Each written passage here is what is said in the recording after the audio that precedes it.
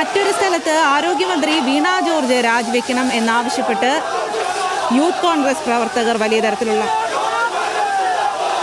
പ്രതിഷേധം നടത്തുന്നുണ്ട്. അതിൻ്റെ ദൃശ്യമാണ് ഇപ്പോൾ കാണുന്നത്. ആരോഗ്യമന്ത്രി വീണ ജോർജിൻ്റെ രാജി ആവശ്യപ്പെട്ടാണ് യൂത്ത് കോൺഗ്രസ് പ്രവർത്തകരുടെ മലപ്പുറത്താണ് ആരോഗ്യമന്ത്രി വീണ ജോർജ് രാജിവെക്കണമെന്നാവശ്യപ്പെട്ട് യൂത്ത് കോൺഗ്രസ് പ്രവർത്തകർ പ്രതിഷേധവുമായി രംഗത്തെത്തിയിരിക്കുന്നത്.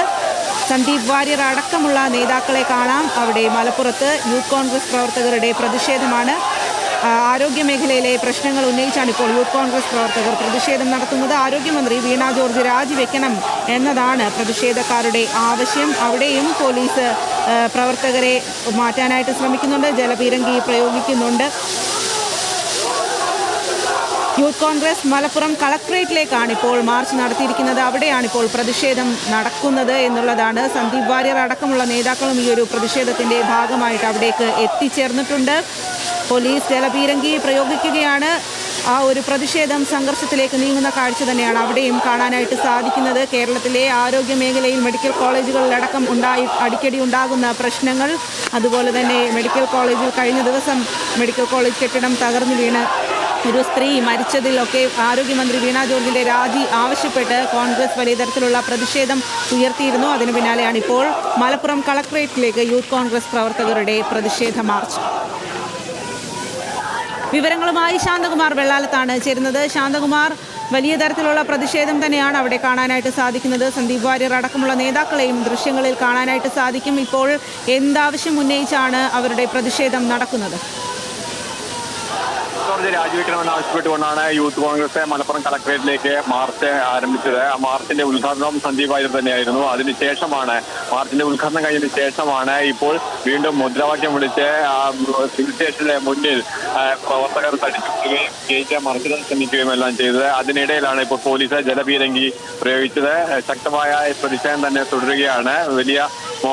വലിയ രീതിയിലുള്ള പ്രതിഷേധത്തിൽ തന്നെയാണ്